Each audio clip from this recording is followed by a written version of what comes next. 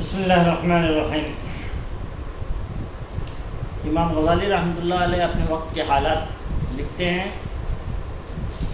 اس کے ذیل میں یہ بات لکھتے ہیں کہ اس زمانے میں سب سے زیادہ اہمیت اور توجہ حکام اور فتاویٰ کی طرف تھی، اور انتظامات و مقدمات کے سلسلے میں ان کی ضرورت بھی زیادہ تھی۔ اس کے بعد بعض رؤساء و حکام کو اصول و عقائد سے دلچسپی پیدا ہوئی، اور اس کا شوق ہوا کہ ہر فریق کے دلائل و مباحث سنیں اور ان کا بحث و مباحثہ دیکھیں۔ لوگوں کو ان رؤساء و حکام کے اس ذوق کا علم ہوا تو وہ علم کلام کی طرف رجوع ہوئے۔ مصنفین نے اس موضوع پر بکثرت تصنیفات کیا اور مناظر کے اصول و قواعد کو مرتب کیا اور رد و قدح کو ایک فن بنا دیا۔ ان لوگوں کا یہ بیان تھا کہ ان کا مقصود دین کی طرف سے مدافعت و جواب دہی، سنت کی نصرت اور بدعت کی تردید و مخالفت ہے، ٹھیک جیسے ان لوگوں کے پہلے کے لوگ یہ کہتے تھے کہ فتاویٰ میں مشغولیت سے مقصود محض دین، خدمت خلق اور بندگان خدا پر شفقت اور خیرخواہی ہے۔ اس کے بعد کچھ رؤساء اور حکام ایسے ہوئے جو علم کلام و مناظرے کو بنظر استحسان نہیں دیکھتے تھے۔ ان کا خیال تھا کہ اس سے تعصب، جنگ و جدال اور بعض اوقات خوریزی، فساد و فساد کی نوبت آتی ہے۔ ان کو فقہی بحث و مناظرے سے رغبت تھی اور اس تحقیق کا شوق تھا کہ خصوصیت کے ساتھ امام ابو حنیفہ اور امام شافعی میں سے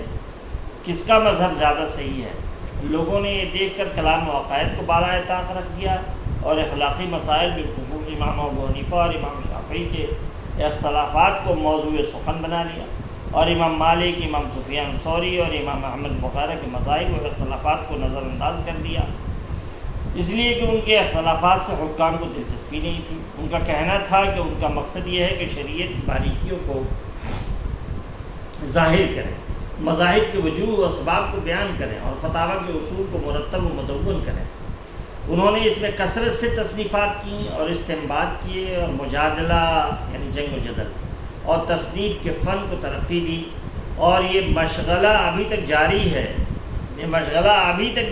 مناظرے وغیرہ کا۔ ہمیں معلوم نہیں کہ آئندہ اللہ تعالیٰ کیا دکھائے گا اور اس میں کیا تغیر ہوگا۔ تو دراصل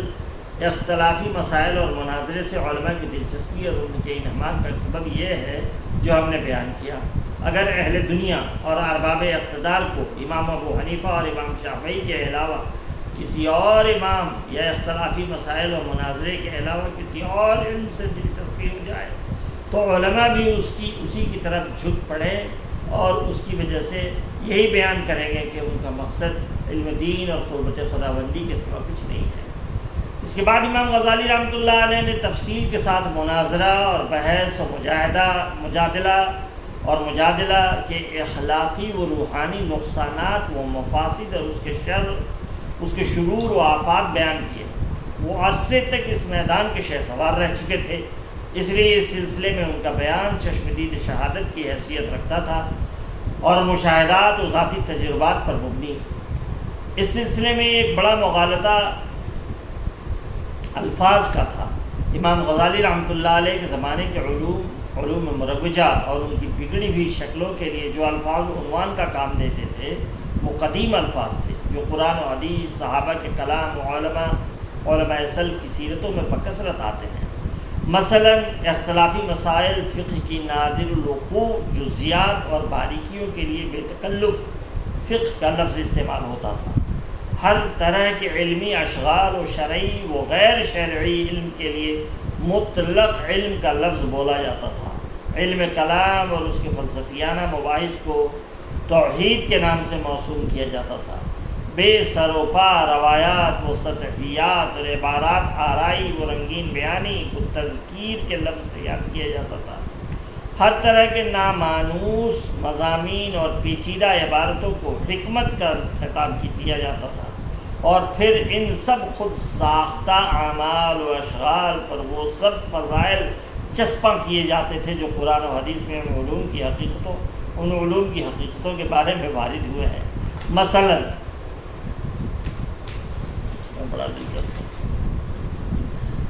اس کی اس بگڑی ہوئی شکل محض اختلافات و جزیات کے لیے قرآن مجید کی آیت لِيَتَّفَقَّهُوا فِي الدِّينِ اور حدیث میں من یرید اللہ بہ خیرا یفقہہ فی الدین، فلسفہ اور 5ویں صدی کے علم کلام کے لیے ومن یؤت الحکمۃ فقد اوتی خیرا کثیرا کی بشارت، جاہل اور ناخدا طرز واعظوں کے عامیانہ مواعظ کے لیے فذکر انما انت مذکر، اور دوسری آیات و حدیث منطبق کی جاتی تھی۔ امام غزالی رحمۃ اللہ علیہ نے اس مغالطے کا پردہ چاک کیا اور تفصیل سے بتلایا کہ یہ الفاظ اپنی اصل حقیقت کھو چکے ہیں اور اپنے اصل مفہوم سے دور ہوتے ہوتے کہیں سے کہیں پہنچ گئے ہیں۔ قرون اولیٰ میں ان کا جو مفہوم تھا اس سے علماء کے ان موجودہ مشاغل کو کوئی مناسبت نہیں۔ ان کی یہ بحث الفاظ کے سفر کی ایک دلچسپ امداد اور اصطلاحات اور عنوانات کے تغیر کی ایک سبق آموز تاریخ ہے اور بہت سی غلط فہمیوں کے ازالے کا ذریعہ ہے جو علمی اور دینی حلقوں میں اس وقت پھیلی ہوئی تھی۔ اب حکام و سلاطین کے ہاں ان کا رویہ کیا تھا؟ اس کو سمجھا ابھی جو پڑھا، بحث و مباحثے میں اتنا زیادہ لوگوں کی دلچسپی ہو گئی اور ان بحث و مباحث کو انہوں نے دینی ٹرمینالوجیز دے رکھا تھا، اس میں خاص چیزوں کو جس کا دین سے کوئی تعلق نہیں، خالی یعنی ایک فگمنٹ آف امیجنیشن کو فالو کر رہے ہیں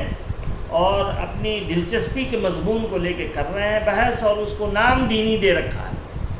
تو دینی جو نام دیا ہوا تھا ان دینی ناموں کا پردہ انہوں نے کھینچ کے صاف کیا کہ یہ اس کا جو حضور پاک صلی اللہ علیہ وسلم کے زمانے میں یا جو صحابہ کے زمانے میں، تابعین اور تبع تابعین کے زمانے میں جو یہ ٹرمینالوجیز استعمال کی جاتی تھی وہ اس معنی میں استعمال ہوتی تھی، جس معنی میں آپ استعمال کر رہے ہیں اس میں نہیں ہوتی تھی۔ آپ جو کر رہے ہیں وہ دین نہیں ہے، وہ دوسری چیز ہے، سمجھ گئے؟ تو ان کا مقصد صرف یہ تھا کہنے کے لیے کہ یہ ایک اس وقت کا ایک ڈیبیٹ جو ایک فن ہے، ڈیبیٹ ہے، گروپ ڈسکشن ہے، یہ ایک فن ہے۔ لوگ اس میں دلچسپی کے طور پہ وہ آتے تھے اور اس میں پارٹیسپیٹ کرتے تھے۔ علماء نے اپنے علوم کو اسی فن کے لیے حاصل کرنا شروع کر دیا تھا، دین کے علم کے لیے نہیں۔ اب اگر ان سے کوئی واقعی دین کی چیز اصلاح نفس کی بات پوچھی جاتی تو وہ نہیں بتا سکتے تھے، قرب الہی کیسے حاصل ہوئی اس کی بات پوچھی جاتی تو وہ نہیں بتا سکتے تھے۔ اصل دین کیا ہے اس کی روح نکل گئی اور اس کی لفاظیاں باقی رہ گئی اور انہی پہ گفتگو ہوتی تھی سارے درباروں میں، سمجھ گئے؟ اور دربار میں ہماری رسائی کیسے ہو اس کے لیے لوگ بڑی لچھے دار گفتگو کرنا سیکھ گئے، ڈیبیٹ میں یا پھر یہ کہ گروپ ڈسکشن میں، پارٹیسپیشن میں ہم کیسے آگے رہیں اور کیسے ہماری واہواہی ہو، اس کے لیے زبانداری سیکھی اور اس کے لیے علم کلام سیکھا، وہ ساری چیزیں سیکھی۔ دین کیسے زندگی میں آوے اور دین لوگوں کی زندگیوں میں کیسے آوے، لوگوں کی زندگیوں سے نکلنا کیسے بند ہو، اس کی فکر بالکل ختم، اس کی طرف اشارہ کرنا، ٹھیک ہے؟ کیا وہ دوسرا جو امام غزالی کے نزدیک اس عالمگیر فساد اور اخلاقی انحطاط اور دینی تنزل کا ذمہ دار تھا، وہ اہل حکومت اور سلاطین و عمرا کا طبقہ تھا۔ ابھی تک تو علماء کے بارے میں کہہ رہے تھے کہ علماء نے اپنی ذمہ داری کیوں نہیں نبھائی، اور نہیں نبھائی تو علماء کی وجہ سے عوام میں دین نہیں آیا، عوام کی وجہ سے علماء جو تھے، اور علماء جو ہے وہ جب سیدھے رہتے تو وہ حکام کو کہتے، سب بادشاہوں کو کہتے، وزراء کو کہتے تم یہاں غلط کر رہے ہو، اور جب وہ صحیح ہوتے تو پھر عوام بھی صحیح ہوتی، ٹھیک ہے نا؟ علماء غلط ہو گئے، وہ پیسوں کے چکر میں پڑ گئے، جاہ کے، کرسی کے اور اس کے چکر میں پڑ گئے، حکومت والوں کا فیور لینے کے چکر میں پڑ گئے۔ جب اس چکر میں پڑ گئے تو ان کی چمچگیری کرنے لگے، جب ان کی کاسالسی یا چمچگیری کرنے لگے تو پھر انہوں نے منمانی کرنا شروع کیا۔ جب منمانی کرنا شروع کیا تو عوام سے بالکل دوری پیدا ہوتی گئی اور عوام دین سے دور ہوتی چلی گئی، اصلاح نہیں ہوئی۔ تو علماء کے اوپر یہ پہلی ذمہ داری، اب تک کہ انہوں نے بحث میں یہی بات آئی ہے کہ یہ علماء کے دین سے دوری کی بات کر رہے تھے، اور صحیح فکروں سے دوری، دین سے دوری اور دین کی فکروں سے دوری۔ اب آ رہے ہیں وہ بادشاہوں کی طرف اور عمرہ کی طرف، سلاطین کی طرف اور حکام کی طرف۔ دوسرا جو امام غزالی کے نزدیک اس عالمگیر فساد اور اخلاقی انحطاط اور دینی تنزل یا گراوٹ کا ذمہ دار تھا، وہ اہل حکومت اور سلاطین و عمرہ کا طبقہ تھا۔ امام غزالی سے 200 برس پہلے حضرت عبداللہ ابن مبارک نے انہی دونوں یعنی علماء و سلاطین کے گروہوں کو دین کے بگاڑ والا قرار دیا تھا، دین کو بگاڑنے والا قرار دیا تھا۔ امام غزالی رحمۃ اللہ علیہ نے ایک ایسے زمانے میں کہ بادشاہ مطلق العنان ڈکٹیٹر اور ہر طرح کے قوانین و ضوابط سے بالا تر تھا، اور ان پر اعتراض کرنا موت کو پیغام دینا تھا، اس طبقے کا پوری جرأت کے ساتھ احتساب کیا، اس کی اکاؤنٹیبلٹی کی اور ان پر آزادانہ تنقید کی، کھلے عام ان کے اوپر یعنی وہ کرٹیسائز کیا، آزادانہ تنقید کی۔ اور ان کے زمانے میں بادشاہوں کے عطیوں، بادشاہ جو گفٹس بھیجتے تھے اور پیشکشوں کو قبول کرنے کا عام رواج تھا۔ امام غزالی رحمۃ اللہ علیہ نے اموال سلطانی کو ناجائز اور بالعموم مشتبہ اور حرام بتلایا۔ سمجھیے، ایک جگہ تحریر فرماتے ہیں بادشاہوں کے مال اس زمانے میں عموماً حرمت سے خالی نہیں، حلال مال ان کے پاس یا تو سرے سے ہوتا ہی نہیں ہے یا بہت کم ہوتا ہے۔ یہ فتویٰ دیا اس وقت انہوں نے، حلال مال بادشاہوں کے پاس ہوتا ہی نہیں، تو آپ لیں گے تو آپ کے لیے ناجائز ہوگا، وہ حرام۔ دوسری جگہ لکھتے ہیں سلاطین کے مال ہمارے زمانے میں یا تو سب حرام ہے یا ان میں کا بڑا حصہ، اور یہ کچھ تعجب کی بات نہیں ہے، اس لیے کہ حلال مدیں زکوٰۃ فے اور مال غنیمت کی ہے، اور ان کا کہیں وجود نہیں ہے۔ پتہ نہیں فے مجھے نہیں معلوم، زکوٰۃ فے جہاد میں ملتا ہے، جہاد میں جو مال لوٹا جاتا ہے غنیمت کو فے کہتے ہیں، کتاب الفے، تو فے تو یہاں ہی مال غنیمت اور آ ہی گیا۔ حلال مدیں زکوٰۃ فے اور مال غنیمت کی، اور ان کا کہیں وجود نہیں، اور ان میں سے کوئی چیز بادشاہ تک پہنچنے نہیں پاتی، لے دے کر صرف جزیہ کی مد ہے، اور اس کا حال یہ ہے کہ وہ مختلف ظالمانہ طریقوں سے وصول کیا جاتا ہے جن سے اس کا وصول کرنا جائز ہی نہیں، اور مال سلطنت حدود شریعت سے تجاوز کرتے ہیں۔ نہ مال کی مقدار میں شریعت کا کچھ پاس کیا جاتا ہے، نہ ذمی جس سے وصول کیا جاتا ہے اس کے بارے میں شریعت کے احکام کا خیال کیا جاتا ہے، نہ اس کے شرائط پورے کیے جاتے ہیں۔ پھر مسلمانوں پر مقرر شدہ خراج، مالوں اور جائیدادوں کی ضبطی، رشوت اور انواع و اقسام کے ظلم سے ان پر سونے چاندی کی جو بارش ہوتی ہے، اس سے تو اس جزیے کو بھی کوئی نسبت نہیں۔ مسلمانوں کے اوپر بھی ظلم کیا جاتا ہے ٹیکس کی وصولی میں۔ امام غزالی رحمۃ اللہ علیہ اس سے ترقی کر کے یہاں تک لکھتے ہیں کہ سلاطین وقت سے ان رقوم کا قبول کرنا بھی مناسب نہیں جن کے متعلق تحقیق یا گمان غالب ہے کہ وہ مشتبہ اور ناجائز نہیں ہے، اس لیے کہ اس میں بکثرت دینی مفاسد ہیں۔ اس موقع پر گزشتہ عہد کی مثالیں دی جا سکتی تھیں کہ سلف میں بعض علماء و صلحاء نے اپنے زمانے کے خلفاء و سلاطین کی پیشکش بعض اوقات قبول کی ہیں۔ امام غزالی رحمۃ اللہ علیہ اس عہد کے ملوک و سلاطین اور ان دونوں زمانوں کے حالات کا فرق بیان کیا ہے۔ کہ لوگ کہتے تھے کہ صاحب آپ کے پہلے تو لوگ لیتے تھے، آپ کیوں نہیں لیتے ہیں؟ اب اس کا فرق بیان کیا ہے۔ دور اول کے ظالم سلاطین خلفائے راشدین کے عہد کے قرب کی وجہ سے اپنے ظالمانہ رویے کا احساس رکھتے تھے، اور ان کو صحابہ اور تابعین کی دلجوئی اور استعمالت کا خیال رہا کرتا تھا، اور اس بات کی فکر رکھتے تھے کہ وہ کسی طرح ان کے عطیے اور انعامات قبول کر لیں۔ وہ ان کے پاس یہ رقمیں اور نذرانے بغیر ان کی طلب کے اور ان کی شان اور مرتبہ پر حرف آئے بغیر ان کی خدمت میں بھیجا کرتے تھے۔ بلکہ ان کے قبول کر لینے پر ان کے احسان مند ہوتے تھے اور مسرت کا اظہار کرتے تھے، وہ حضرات بھی ان چیزوں کو لے کر تقسیم کر دیا کرتے تھے۔ وہ سلاطین کی اغراض میں ان کا ساتھ نہیں دیتے تھے، ان سے ملاقات کرنے آتے تھے، نہ ان کے ساتھ اجتماع کو بیٹھنے کو پسند کرتے تھے، نہ ان کو ان کی درازی عمر اور جاہ و اقبال کے باقی رہنے کی خواہش تھی، بلکہ وہ ایسے ظالموں کے لیے بد دعا کرتے تھے، ان کے بارے میں آزادانہ اظہار خیال کرتے تھے، ان کے منہ پر ان کے خلاف شرع امور پر ٹوک دیا کرتے تھے اور تردید کرتے تھے۔ اس لیے اس کا خطرہ نہ تھا کہ جتنا ان کو سلاطین سے فائدہ پہنچا ہے اتنا ہی ان کو سلاطین کے اس تعلق سے دینی نقصان پہنچے گا، اس لیے ان کو قبول کرنے میں کوئی قباحت نہ تھی۔ سمجھ گئے؟ لیکن اس کے برعکس آج سلاطین انہی لوگوں کے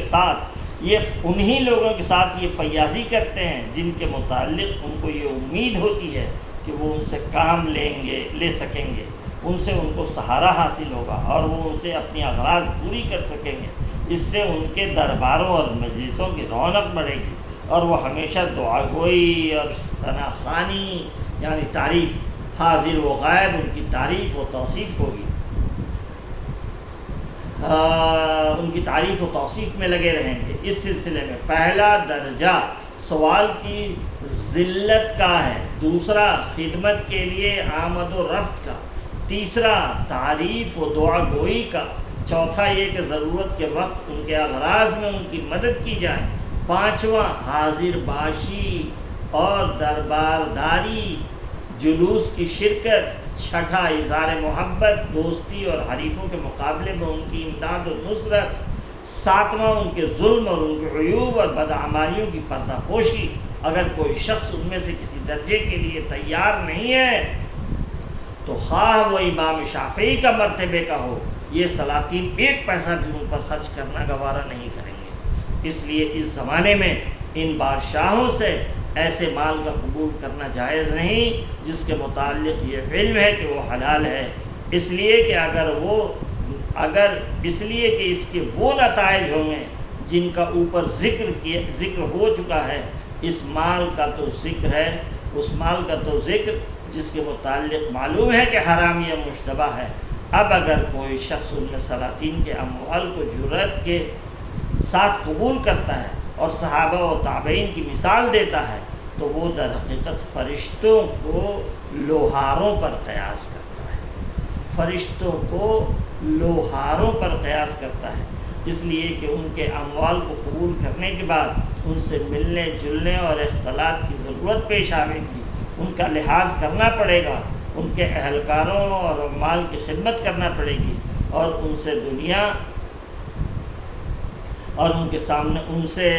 سے دبنا اور ان کے سامنے جھکنا گوارا کرنا پڑے گا، پھر ان کی تعریف اور ان کے در پر حاضری دینے سے چارہ نہیں، اور یہ سب معصیت کی باتیں ہیں، گناہ کی باتیں ہیں۔ جب گزشتہ بیان سے سلاطین کی آمدنی کے ابواب اور اس میں سے حلال و حرام کی تفصیل معلوم ہو گئی تو اگر کسی طرح یہ ممکن ہو کہ انسان شاہی رقوم میں سے اتنا جز قبول کرے جو حلال ہے اور وہ اس کا مستحق ہے اور وہ رقم اس کے پاس گھر بیٹھے آتی ہے، اور کسی حاکم یا ملازم کی تلاش و خدمت اور ان سلاطین و حکام کی تعریف و تصدیق کی ضرورت بھی نہ ہو اور ان کی امداد و اعانت کی شرط ہو، تو پھر مسئلے کے اعتبار سے ایسی رقم کا قبول کرنا حرام نہیں ہے۔ نہیں سمجھے؟ اتنی رقم لے لے جو کام کر رہا ہے آدمی اور جس میں اس کو جا کے چمچہ گیری اور چاپلوسی نہیں کرنی پڑے گی، جیسے آپ ہیں قریب ہیں، فتوے کا کام کر رہے ہیں حکومت کے اندر، اور آپ چونکہ کام کر رہے ہیں، درزی کا کام کرتے، بڑھئی کا کام کرتے، تو اتنے میں آپ کو کچھ لینا ہی پڑتا، کچھ اپنا کماتے، لیکن اب آپ یہ کام کر رہے ہیں، یہ دینی کام ہے، ضرورت بھر اپنے لے لیں اپنے کام چلانے کے لیے، اس سے زیادہ اگر آپ لیتے ہیں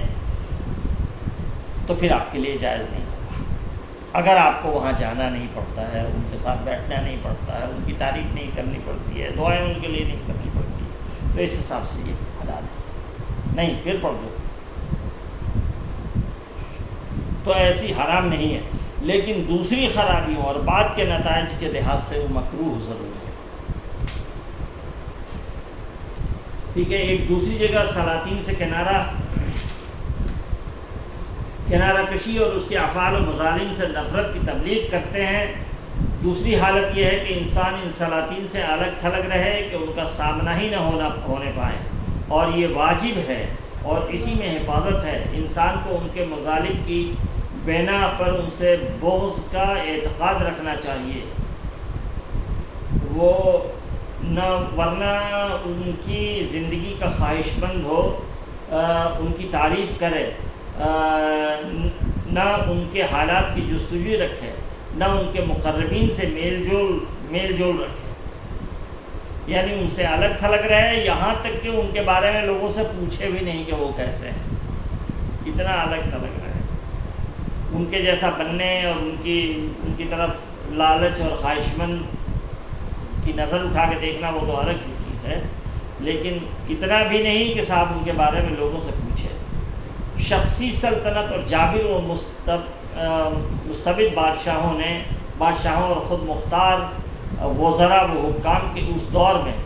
جب پوری کی پوری قوم اور اس کی بیش قیمت سے بیش قیمت افراد کی زندگی ان کی رحم و کرم پر تھی، اور جب شبہ پر قتل عام ہو سکتا تھا، امام غزالی رحمۃ اللہ علیہ کی یہ صاف گوئی اور سلطنت کے نظام مالیات آمد و رفت پہ یہ کھلی ہوئی تنقید، اور علماء کو سلاطین و حکام کے عطیوں کو قبول نہ کرنے کی ترغیب و تبلیغ، جو حکومت سے عدم تعاون اور اظہار ناراضگی یا بے تعلقی کی علامت سمجھی جاتی تھی، ایک اچھا خاصا جہاد تھا، جس کی نزاکت کا اندازہ اخبارات و تقریروں کی آزادی کے اس عہد اور جمہوری و دستوری خواہ برائے نام دور میں صحیح طور پر نہیں لگایا جا سکتا، بلکہ اب تو لگ سکتا ہے، اب تو ہے کہ حکومت کے خلاف جو بولتا ہے اس کا کیا حال ہوتا ہے، مرڈر سیدھے۔ امام غزالی رحمۃ اللہ علیہ نے صرف تحریر و تصنیف پر اکتفا نہیں کی، بلکہ جب ان کو بادشاہ وقت سے ملنے کا اتفاق ہوا تو بھرے دربار میں بھی انہوں نے کلمہ حق بلند کیا۔ ملک شاہ سلجوقی کا بیٹا سلطان سنجر پورے خراسان کا فرمان روا تھا۔ امام غزالی رحمۃ اللہ علیہ سے ملاقات کے وقت اس سے خطاب کر کے کہا کہ افسوس کہ مسلمانوں کی گردنیں مصیبت اور تکلیف سے ٹوٹی جا رہی ہیں، اور تیرے گھوڑے کی گردنیں توقائے زرعی کے بار سے، سونے چاندی کے بوجھ سے، تیرے گھوڑے کی گردنیں سونے چاندی کے بوجھ سے ٹوٹی جا رہی ہیں، اور عوام کی گردنیں مصیبت اور پریشانیوں سے ٹوٹی جا رہی ہیں۔ محمد بن ملک شاہ کو، جو سنجر کا بڑا بھائی اور اپنے وقت کا سب سے بڑا بادشاہ تھا، ایک ہدایت نامہ لکھ کر بھیجا، جس میں اس کو حاکمانہ ذمہ داریوں اور خوف خدا اور اصلاح ملکی کی طرف متوجہ کیا۔ یہ ہدایت نامہ ایک رسالے کی شکل میں اور نصیحت الملوک کے نام سے موسوم ہے۔ چونکہ محمد شاہ کی زبان فارسی تھی، اس لیے یہ کتاب بھی فارسی زبان میں ہے، پہلے والی کتاب۔ مشرقی سلطنتوں میں عموماً حکومت کا تمام نظم و نسق چونکہ وزراء کے ہاتھ میں ہوتا تھا، اور وہی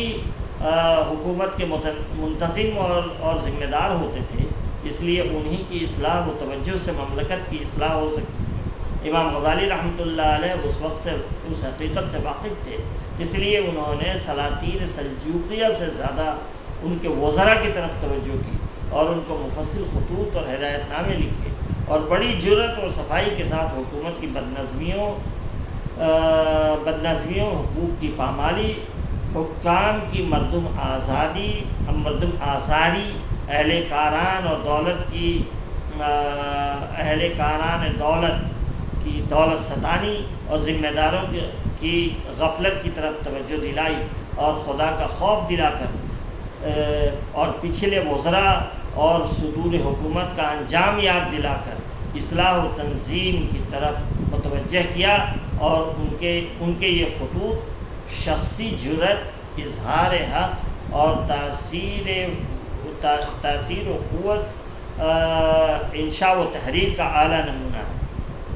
قوت انشاء و تحریر کا اعلیٰ نمونہ۔ فخر الملک کو ایک خط میں لکھتے ہیں،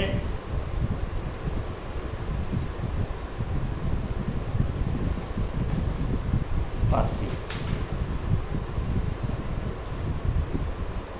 اب یہ فارسی ہے جو میں پڑھ نہیں سکتا، کیا لکھتے ہیں؟ مجیر الدین کو ایک خط میں لکھتے ہیں، یہ بھی فارسی، اب فارسی میں ہی ہے سارا یہ جو میں پڑھ نہیں سکتا اور بتا نہیں سکتا، تو وہ لکھتے ہیں۔ چلیے اب آگے پڑھا جائے گا کہ پہلے تو علماء کے اوپر انہوں نے تحقیق کی، اور اس کے بعد حکام و سلاطین کے اوپر، اور اب مسلمانوں کے دوسرے طبقوں سے انہوں نے کیا خطاب کیا اور کیا بات کہی ہے، ان سے کیا اظہار ناراضگی کر رہے ہیں۔